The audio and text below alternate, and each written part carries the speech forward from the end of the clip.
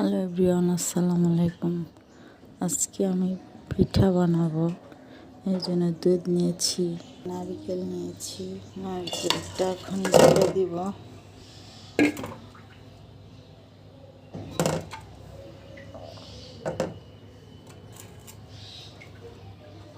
সঙ্গে পাটালি গুড় নিয়েছি।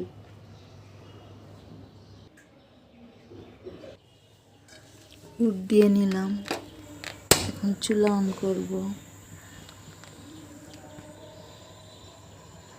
এখানে দুধের প্যাকেট রেখেছি, জাল করতে হবে।